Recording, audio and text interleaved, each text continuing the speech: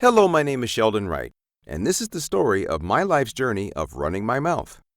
To be clear, you might be thinking that I mean how I figuratively run my mouth, by what I write on social media. That would be a reasonable assumption. However, what I'm getting at is actually talking. I've always been a talkative sort. Don't get me wrong. I have grown over time to have my shut up and listen moments. I have become a more intentional listener.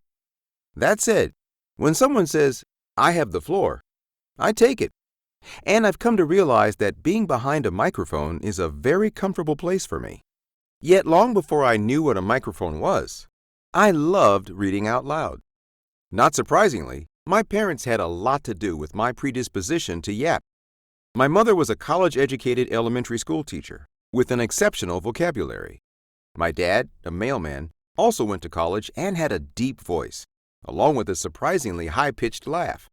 I actually remember trying to imitate his voice on the phone when people called our house. The oldest record I have of what was to come for me came in kindergarten, when one of the comments on my progress report was, "Good vocabulary." I was already running my mouth, barely 5 years old. In my early years of elementary school, one of my greatest joys was after reading an assigned paragraph in a textbook out loud, the teacher would say, "Keep reading."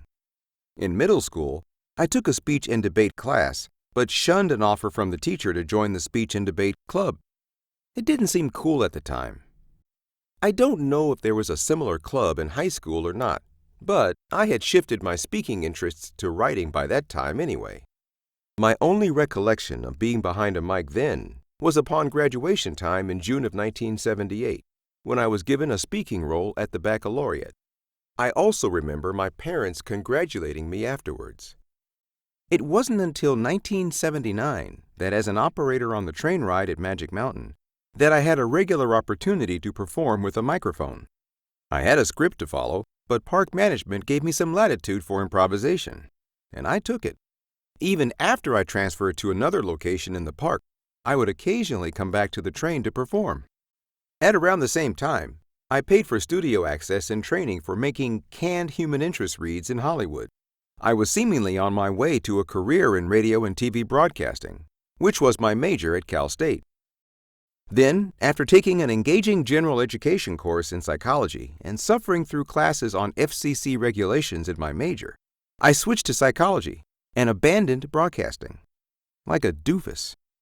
After my grandmother passed away in 1985 and left me a modest inheritance, I toyed with restarting a path to broadcasting by investing in some postgraduate specialized training.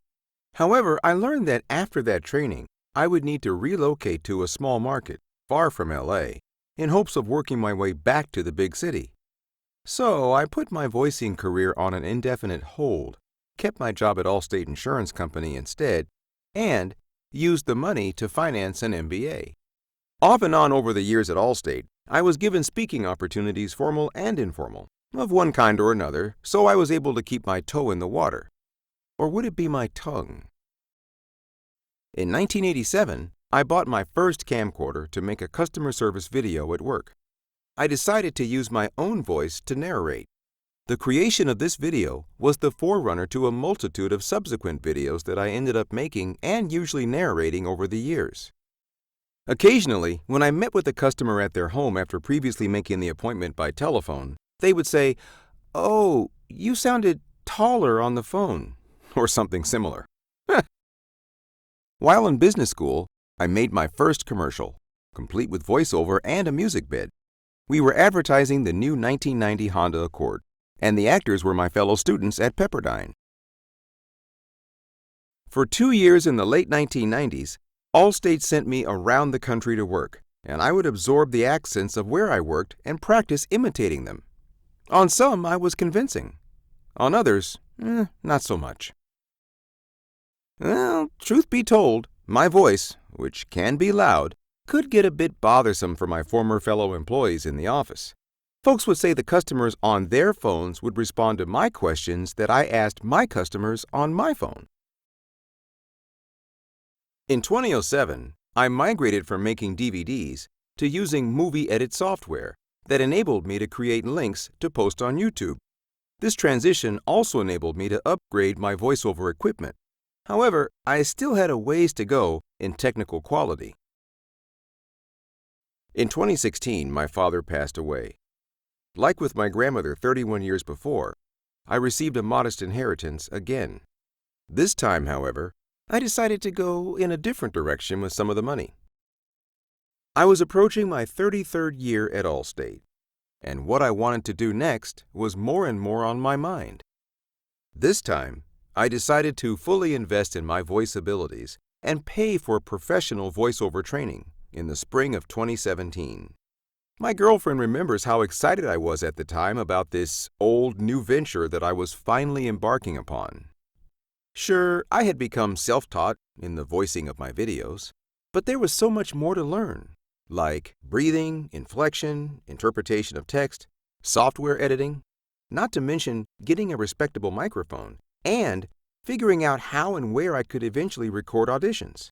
The industry was significantly more digital by this time, so there was no need to move anywhere. I took both in-person and online courses, and eventually got the equipment to be able to pursue work in October of the same year. Finally, in January of 2018, after over 100 auditions and 4 shortlists, I landed my first voiceover gig. Dozens and dozens and dozens of gigs later, I've voiced for individual video projects, internet commercials for companies, large and small, churches, independent filmmakers, and even for an online comic book series. I have a website and an agency. Because of the natural tonality of my voice, a fair amount of the work I get either shortlisted or hired for is what's called an explainer, a voice that keeps you from falling asleep with otherwise boring material to have to read. At Moto, we are committed to making app building easy and accessible for everyone. Analyzing how our customers use our platform, we've reimagined the app creation experience to work the way you do. Right now, unless the message is too religious or political, I'm basically open to anything that comes my way. While I figured out how to sound like I'm from the East Coast, the South, as well as from the West Coast, I've also been a Cherokee elder, a West Indian dentist, and even a crusty talking cactus. Many times, I'll go to YouTube to hear someone speaking in the way I'm auditioning for and practice for a while before going into my recording booth, a converted closet. What I want to eventually do more of are PBS-type documentary reads. More than ever, in an ever-evolving industry, you need a partner who understands your vision and who is prepared to help you achieve it. Along the way, I've also done public speaking for Scouting, the Arcadia Ed Foundation, KPCC's Unheard LA, and the Daughters of the American Revolution, in person and on Zoom. I've also been the MC at retirement parties, spoke at funeral services, and I'm scheduled to be the officiant for a wedding this coming summer for a dear friend. I've done business with my former wife and my son a few times. I've also come to find that my writing style has evolved to be more conversational. That is, if you read what I write to you, you're likely to get the impression that I'm talking with you. If you follow me on Facebook, you'll see a perfect example of that writing style with my in-the-car exchanges with my children. There are a number of side benefits that I've discovered doing voiceover. First, I have friends and family often think they heard me on the radio. While it hasn't been me, yet, it's cool to know that they thought it was. Something to look forward to, though.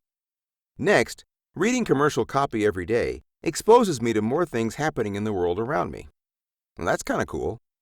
When I talk to myself, I get the benefit of working on my inflection and word pronunciation. Also, I get to email audition audio files to family and friends all over the country who give me feedback and enable me to stay in touch, despite this COVID world we live in. Finally, voiceover work has opened the door for me to perform volunteer work that I thought about occasionally in the past, but had never tried until early 2021. Reading the newspaper to the visually impaired through the Los Angeles Radio Reading Service. Mark Twain has been attributed as having said the 2 most important days of your life are the day you're born and the day you find out why.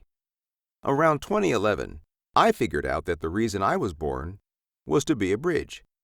Someone who brings people to the same place to discuss their differences. For me, primarily in writing. Now, I'm a creative sort, and I've discovered over time that my voice and how I use it enables me to bridge by what I say. Often, I'll take what I've written or drawn and voice it in a video. The more ways I can bridge, the better. In the end, I really don't care if I'm behind the mic in a booth or on a stage, voicing what I write or what somebody else wants me to read. I just enjoy running my mouth.